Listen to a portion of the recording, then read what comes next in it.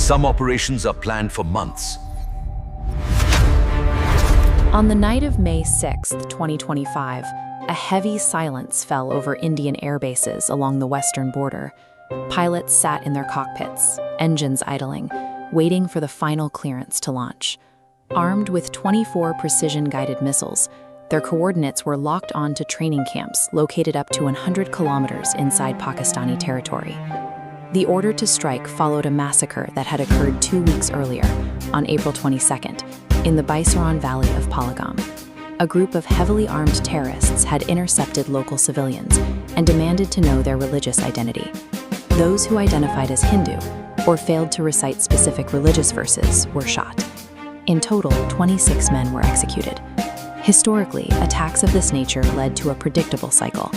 India would file formal complaints at the UN, while military responses were usually confined to limited artillery exchanges across the line of control.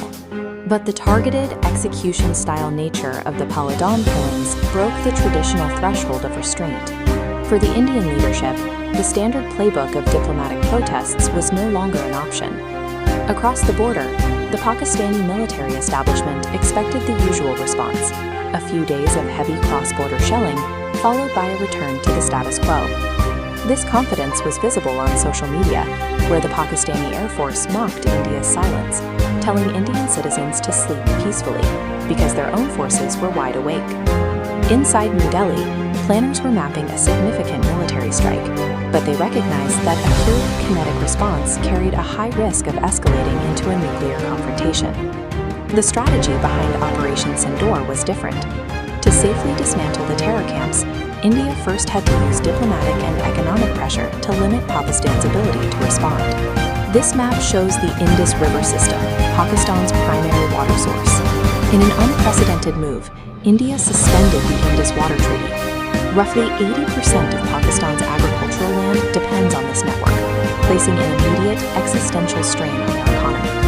Simultaneously, the government shut down the Atari checkpost, canceled cross-border visas, and implemented a total blackout of Pakistani media within India. This coordinated pressure was designed to force Pakistan's leadership to focus on domestic stability, narrowing their options for a military counter-response before the first jets even took off. With Pakistan under pressure, intelligence agencies focused on gathering real-time data on 9 specific training facilities. This tactical map shows the targets. While 5 were in PoK, 4 were deep inside Pakistan's Punjab province, reaching 100 kilometers from the border. To avoid detection by air defense radars, the entire execution phase was compressed into a 25-minute window.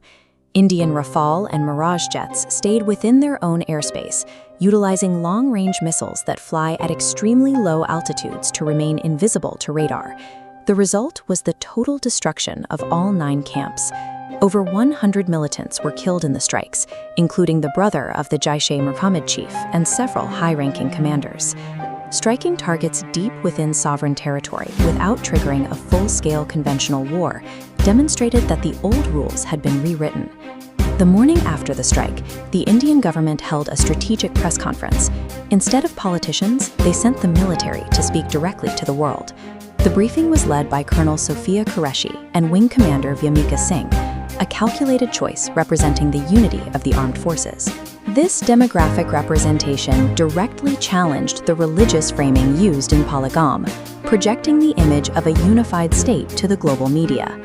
While the press conference was airing, Foreign Minister S. Jaishankar was briefing his counterparts in the world's major powers. India shared intelligence on the terror camps with the United States, the UK, Russia, Saudi Arabia, and the UAE immediately after the operation. This rapid outreach secured a unique result. Rather than condemning the border violation, these nations largely accepted India's strike as a legitimate counter-terrorism action. When Pakistan attempted to seek international support, they found that India's preemptive diplomacy had already defined the narrative, leaving them with very little diplomatic sympathy. On the night of May 7, Pakistan attempted a retaliatory strike, launching a wave of kamikaze drones at 15 different Indian cities and military sites. However, India's multi-layered air defense grid was already on high alert. Nearly 50 incoming drones were intercepted and destroyed in midair, preventing any significant damage on the ground. From the water restrictions to the missile strikes and the drone intercepts, the entire sequence was managed within a strict geopolitical framework. Operation Sindoor showed that India could effectively punish state-sponsored terror by aligning its military hardware with aggressive, preemptive diplomacy to reshape its regional boundaries.